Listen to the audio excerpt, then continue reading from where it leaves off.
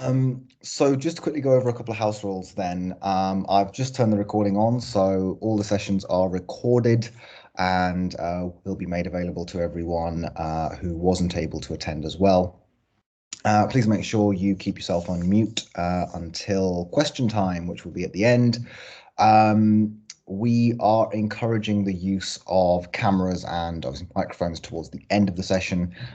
We have an MVP with us, obviously, so do use that and definitely get some experience off her, right? And finally, we value your feedback. So Foyin and I actually have spent quite a bit of time on this. Foyin's actually been involved in Cloud and Coffee since the inception of the idea. Early this year, wasn't it, Foyin? I think it was. Yeah, so definitely, if you do have any feedback, we would absolutely love to hear it. Without further ado, Foyin, I shall stop sharing, and I've just managed to lock my computer. That was a really, really clever idea. I shall stop sharing. I shall stop having all these technical issues, and I shall hand over to you, Foyin. All right, thank you so much. Hi, everyone. Good evening. Thank you for joining us today. And just setting our expectations for the session today, the assumption is you're a newbie to Power Apps in Teams and you would like to know how to get started on it. So I'm going to share my screen now and let's get on. Please, can you confirm you can see my screen? Maybe with a show of hand. Great, thank you. Yep, we can. All right. Thank you, Bradley. Okay, so beginning your journey into Power Apps for Teams, we're going to second.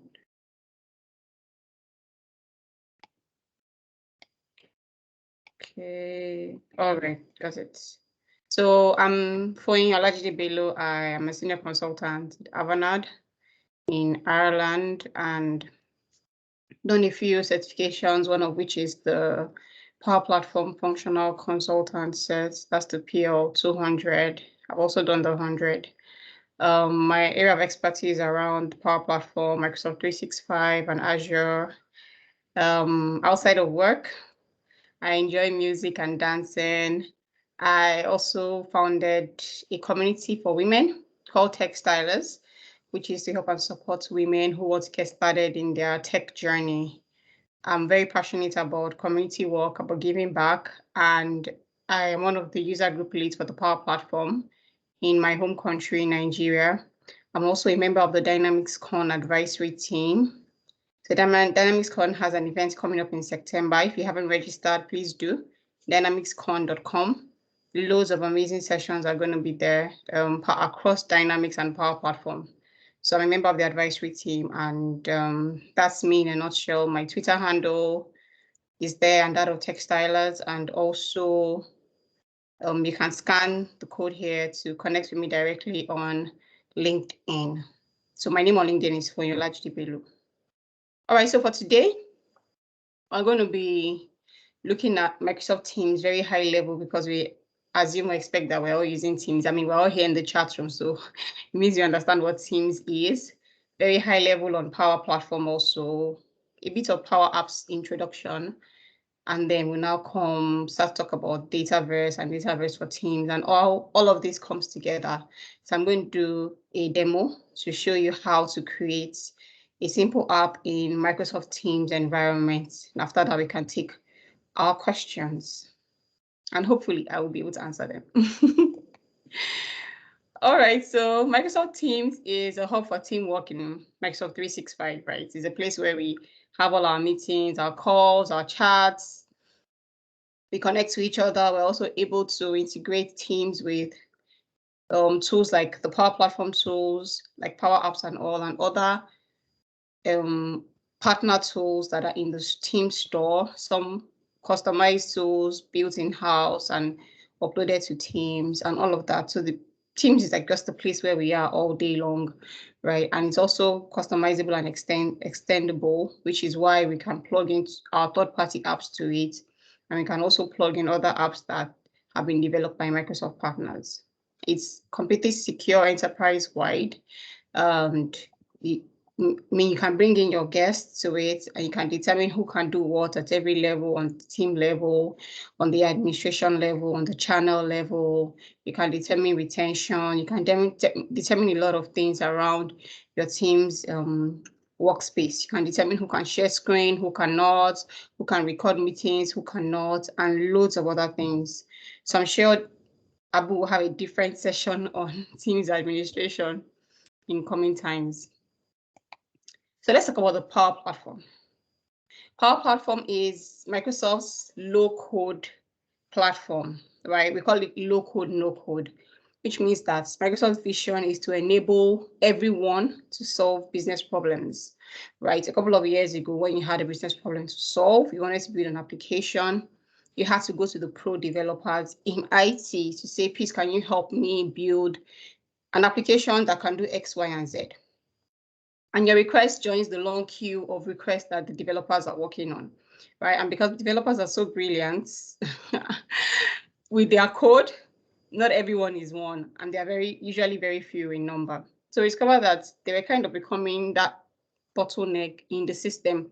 The market is on the go. Everybody is, I want this solution now, and the request is stuck in the pool of the developers, and there's only so much that they can do at a particular time. So Microsoft saw this problem and they said, you know what, why can't we put the power in everyone's hands? And if you want to develop applications that are not so complex, simple applications to move your teamwork very quickly, automate processes at your desk very quickly and make you more productive and more efficient, why not use PowerApps, right? So that's how PowerApps came up, and a lot of seasoned developers have been using PowerApps to solve problems within their business. Also, the pro devs use it because they can then leverage the ease of PowerApps to build very quickly the interface and other things, and then focus their time on the more complex problems in the more complex scenarios in that application that they want to build. So maybe they need to build an API or some sort of integration. They can spend their time doing that rather than having to build everything from scratch. So that's Power Apps used for application development. We have Power Automate, which is used for workflow automation, basically moving stuff from point A to point B seamlessly, connecting to systems, pulling data from a particular system into another system, getting a document from one location and storing it in another location. Everything you can think of around automation is in Power Automate. And also in Power Automate, we have the robotics process automation, which can mimic human interactions with their systems. So that's really good. And Microsoft recently released the Power Automate desktop, which is free for users. So if you want to automate your own processes at your desk, you can make use of the Power Automate desktop to do that. Then we have the Power Virtual Agent, which is Microsoft's intelligent chatbot, right? So it helps seasoned developers build a code-free chatbot. So prior to Power Virtual Agent, you had to go to a pro dev to say, well, I'd like to build a chatbot and I want the chatbot to do X and Y, and then the pro dev has to use maybe the Louise in Azure or some of the chatbot framework and then write all the code and everything to make the chatbot work. But with Power Virtual Agents, within literally minutes, you can build out your chatbots, and the business users can decide to say, okay, this is how I want the bot to answer. No, I don't want this answer. I want that answer. And basically maintaining very easily by themselves. And the last app on the stack is the Power BI, which is used for business analysis. And then we have Microsoft's the Dataverse, which I'll talk about in a bit, and all of the data connectors that pick information from different places and pass it to different places. I think at the moment, Microsoft has over 400 connectors, Salesforce, Office 365 users, Azure, SQL, tons of connectors are available in the platform. Okay, so that's a brief high-level overview of all of the apps that are available in the Power Platform. But for today's class, our focus is on PowerApps. I've spoken a lot about what PowerApps is and what it can do in the intro. And some of the examples of the applications you can create with PowerApps is things like a training attendance app, a training feedback app. We also have the book your seats app that a lot of companies are building now with the PowerApps, saying, okay, before you come into the office, you need to book your spots and it gets approved. We have wellness applications, so many tons of applications that have been built in PowerApps. And PowerApps also connects to hundreds of data sources, can pick from different data sources, and it's available on the web and on the mobile. So on the web, that's the web on your phone or the web on your laptops, your systems, or your desktops, or your tablets. And then we also have the PowerApps mobile application from Microsoft, which is an app you can install on your Android or your iOS. And from within that singular application, you have access to all of the applications that has been built and shared with you in your organization. Yeah, so let's talk a bit about Dataverse. So Microsoft Dataverse, which was formerly called the CDS, the Common Data Service, is more than a database, right? So it's like a database and more. It gives us the access to security. So with Microsoft Dataverse, which is the database for Power Platform and dynamic solutions, right? But it's more than a database. It gives security level rights and permissions. So you can decide to lock down a table, lock down a row, lock down a field within the Dataverse.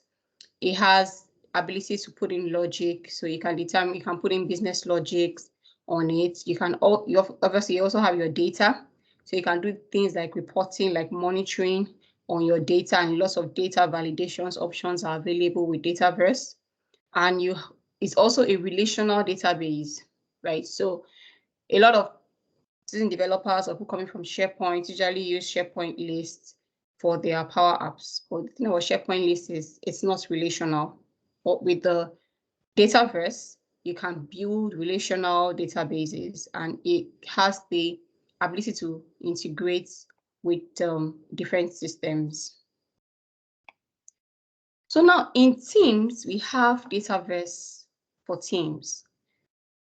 Dataverse for Teams is a lightweight data platform that has been infused into Teams. Right? So we have Microsoft Teams here in the middle, and we have the Power Apps, Power Automate, and Power Virtual Agents, all as available now within Teams. And all of them use the Dataverse as their native data storage, right? So from within Teams, when you create an app, you can create a lightweight version of Dataverse within Teams. And it's used to support the low-code applications and flows and chatbots that are within Teams. So a Dataverse for Teams supports data storage across all of these applications: the flows, the apps, and the bots. The bots built with Power Virtual Agent, the flows built with Power Automate, and the apps built with Power Apps. And it doesn't have the full capability of the Dataverse. It's like a lightweight version of the Dataverse. And it also creates relational ability for us to create relational relational tables within the databases, and all of the other things that you get with the full version of the CDS. But what are the limitations?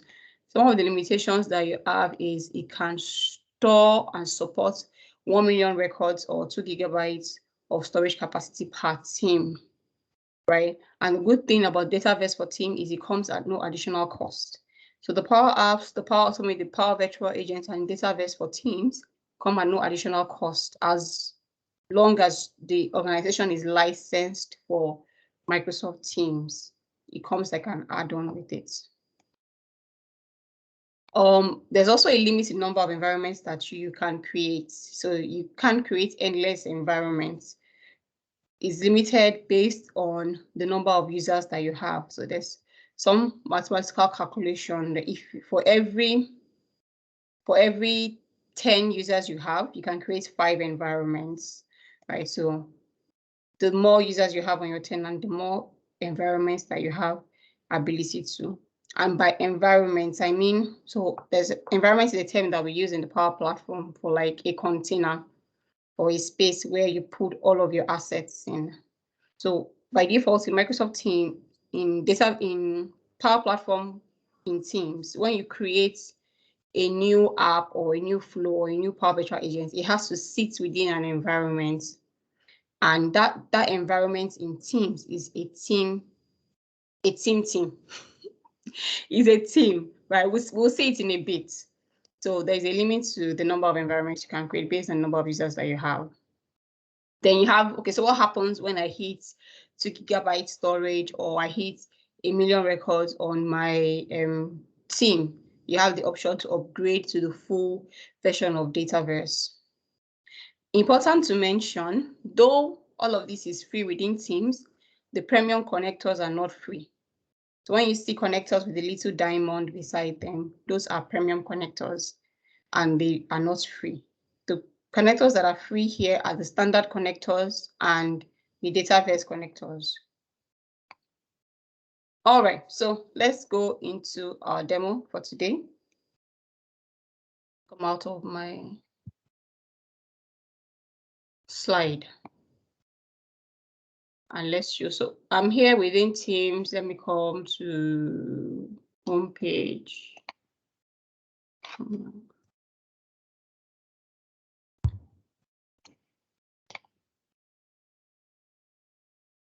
Okay, and trying not to be here. Okay, so let me come out of here. From within Teams, you can come to the more options and search for PowerApps.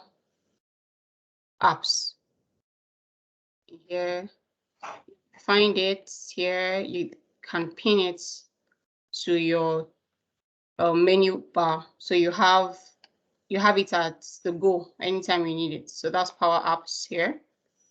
And in order to create a new application, you can click on add a new app. Now, as you can see, all of this is happening within Teams. We're not leaving the Teams environment. So that's the wonderful thing about PowerApps for Teams. So this shows up all your team. Like I mentioned in the presentation, when you create an app, it has to be associated to a particular team. So you need to select a team that you want to associate this with. So I will select which team that I want to select now. Let's see. I'll select this for the purpose of my demo and create. Now it's good to mention that if you're creating your team for the first time, so let's assume that this team I'm using now didn't exist before and I just created it. It will need some time to provision like the Dataverse and all the other things that will be required. So if you try to create your app immediately, it will most likely fail. So you need to give it some time, say 10, 15 minutes, and then try it before it works. So I'll call this training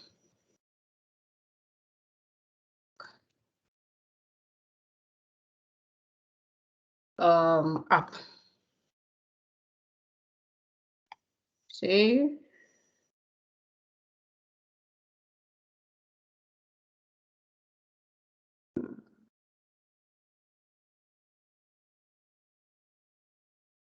Okay, so this is what it looks like. The first screen looks just like this. The next thing you want to do is you want to create your database, right? Which is, in this case, is our Dataverse. So you click on data on the left and you say, I want to create a new table. And I want to call this training create.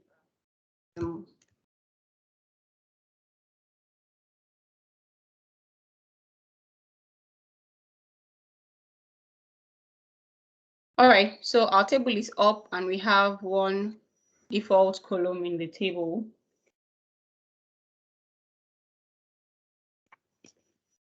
The next thing we need to do now is create our columns. So for me, I want to create like 2 or 3 columns. I'll come here. I want to rename this to training name. Training name here. Say, come here and say department. And I can pick type of choice and say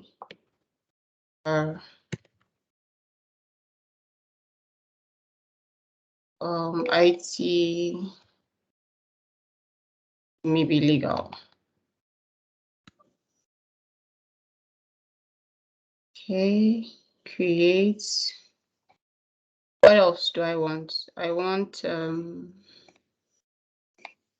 know what the comments are. So comments, I can make this text and the dates, training dates. I can make this dates and create. Okay, so I'm done with my very simple table and I can click on close. So if you look here at the top right, you can see it shows saved. So it basically auto saves as you create the columns and then click on close. So here's my new table here, Dataverse table, and then I can click here, start with data, pick this, and I get an interface automatically created for me. Voila. So this is what my app looks like. Oops.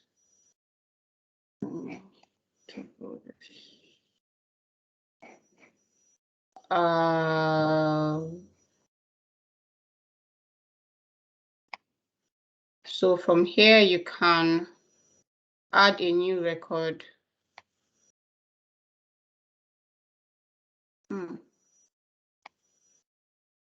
Okay. And I can say PowerApps training.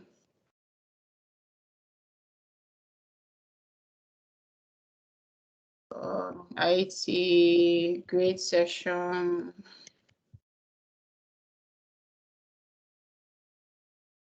The training was held yesterday and save. Can add another record, say Teams.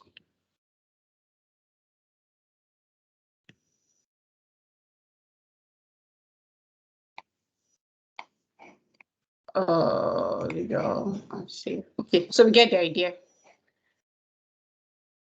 Now we have successfully created our first application and I just previewed it by clicking here. So I want to save this and make it accessible to my team members. I come here and I say publish.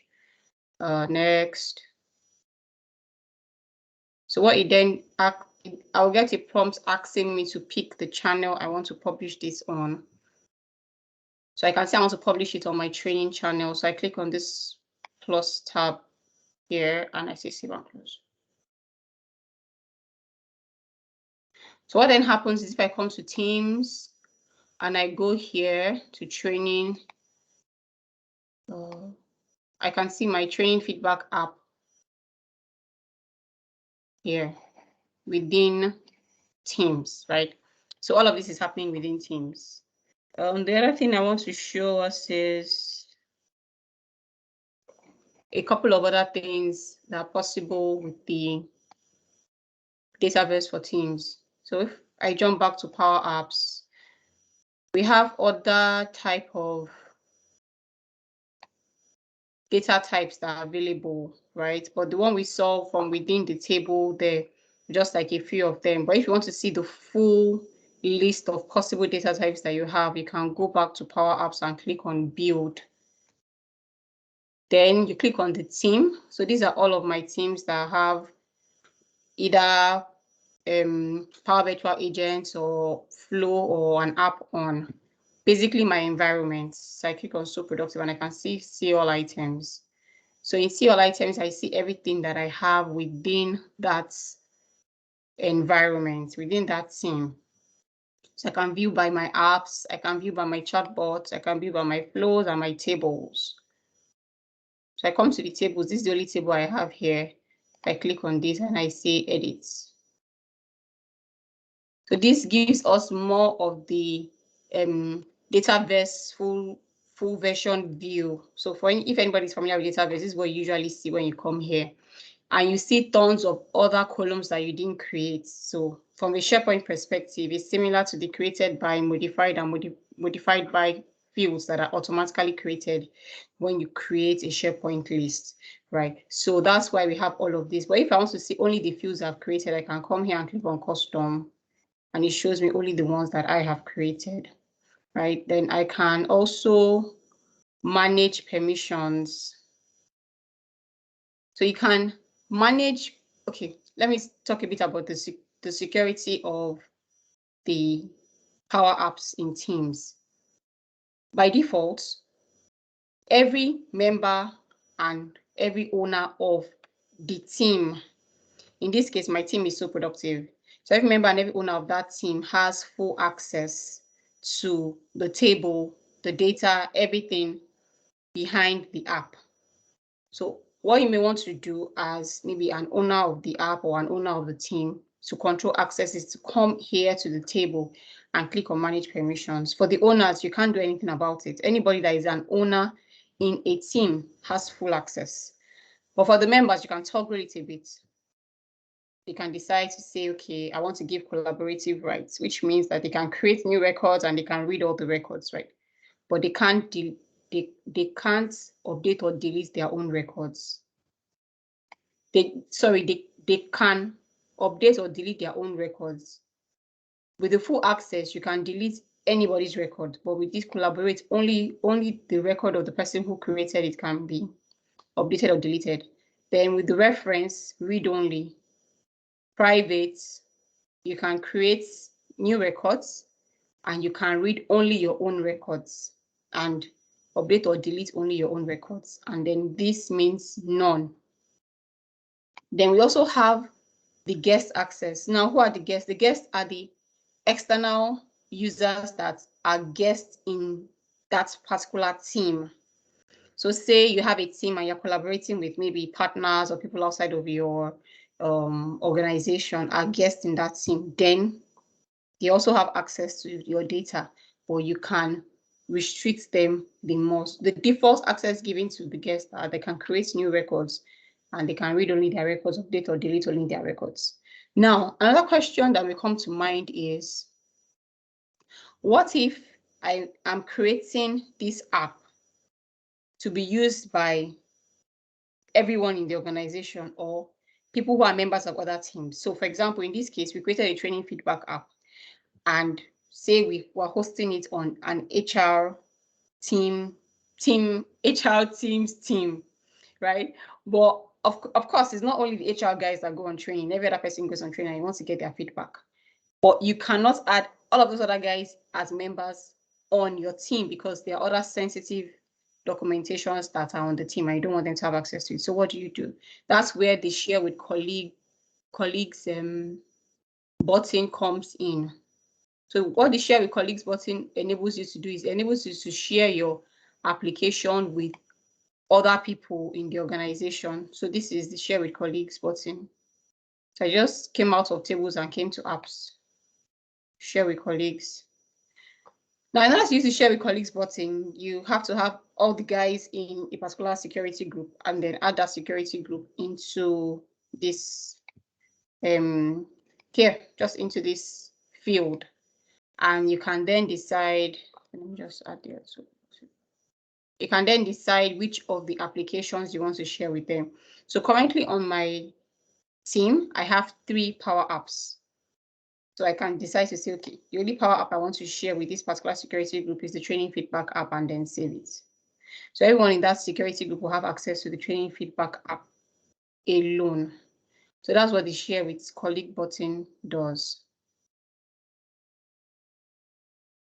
Okay, so at this point, I think I'm done with my demonstration. I don't know if you have any questions. We'll be happy to take them now.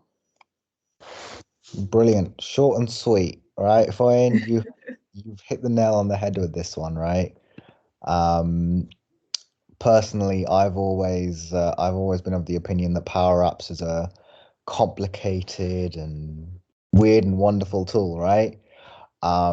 So yeah, really good to see that it's really simple and really anyone can use it, right? It's Yeah. Even me, people who hate software development can use it.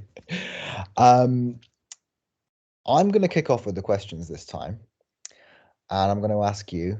I'm going to throw you in the deep end here. Um, I know what you can do with Power Apps, but do you want to share, obviously, some examples of what you've done with Power Apps and really sort of where you've kind of tested its capabilities? Um, okay. So when you say what I've done, do you mean like various What you applications build I've with Power created? Apps. Anything Uh, you've built with Power Apps. I mean, obviously, you don't have to show them if you don't have them to hand, but just talk us through, some examples of, what you can do with Power Apps. sure. So I have I mean there's one here. I can show. I have so many tabs opened to try to figure out. Okay.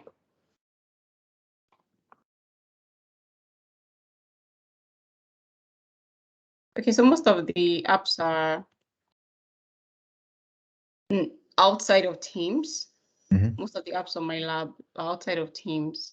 But the truth is, whatever has been built with the regular Power Apps, that's coming from make.powerapps.com, can also be built in the Power Apps for Teams, right? Mhm. I think this is a good one to show.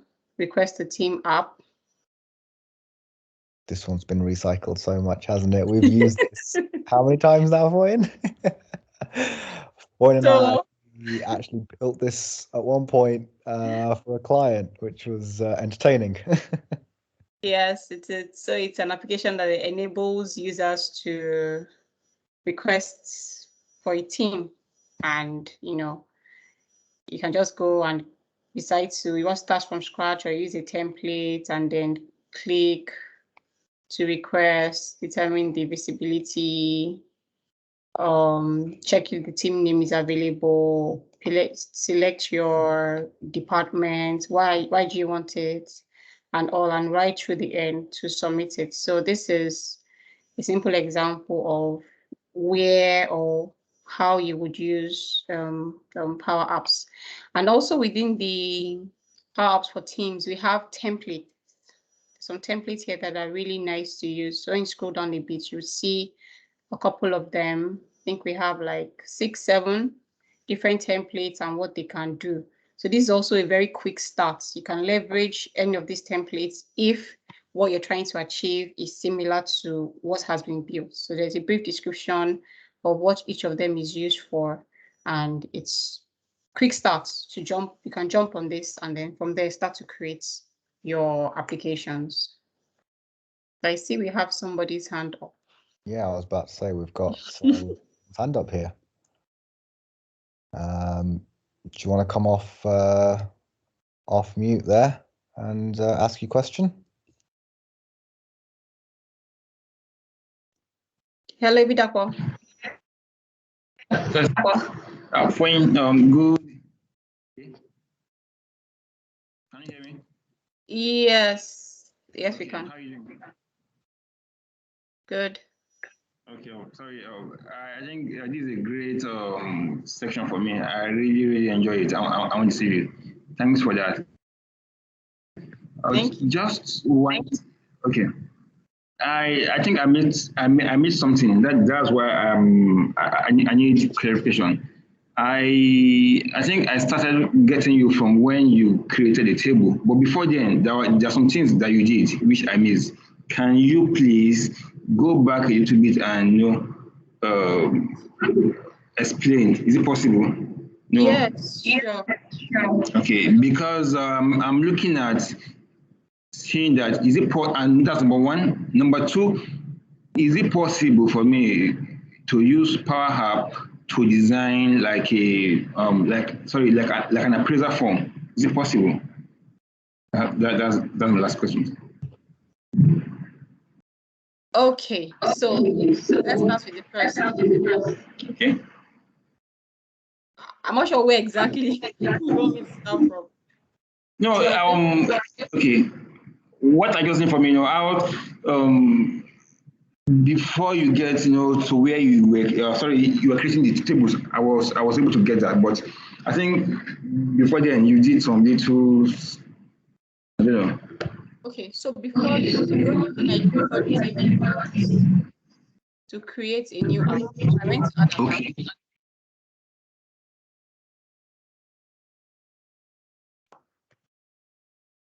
Then I selected where I wanted the app to be, the theme, and then I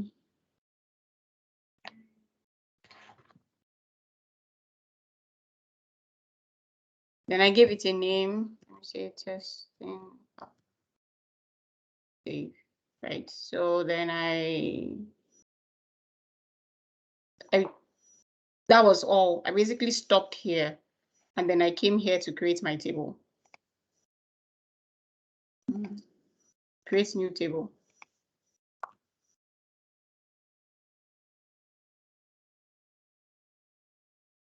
Then I gave it the columns. So let me just add one. Okay, thank you for that. I think I've got it. Okay, all right. Thanks so much. Okay, great. So the other question about appraisal app is possible, but it depends on what the requirements are. Right? It depends on what the requirements are. Like, as we know, PowerApps is good, but it's not the answer to everything. Right? You may have situations where you need to actually build a proper application. You may have some situations where it's PowerApps, but it's not PowerApps for Teams. Like I said, there are some limitations with number of records that can be stored here. You may have some situations where it's not PowerApps for Teams, it's a Canvas app. It may not be Canvas apps, it may be a model-driven application. So it depends on the specific requirements that you have for the appraisal. If it's just a simple form going from one manager to the next manager, approvals, feedback, that's fine. You can do all of that even with PowerApps for Teams. But if it's going or something that's going to generate a lot of records, then we start to consider using the Canvas apps. And of course, from Canvas apps, you have the option to add to Teams. So you can click on add to Teams, you get the exports, you go to the Teams admin center, and then you import it from there. And then what you then see is you have the app as a standalone app. So if I come here and I do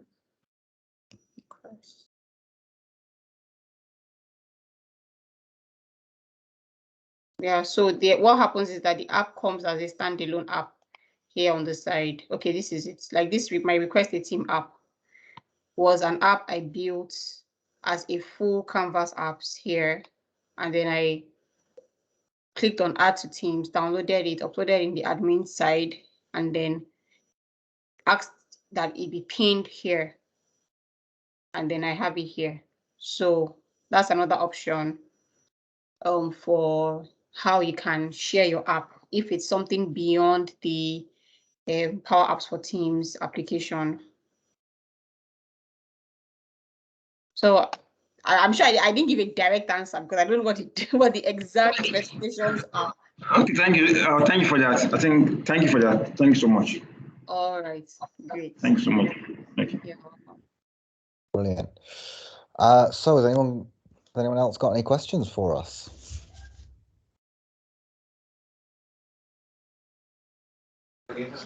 Yeah, I got one. Yeah. When you're making an app,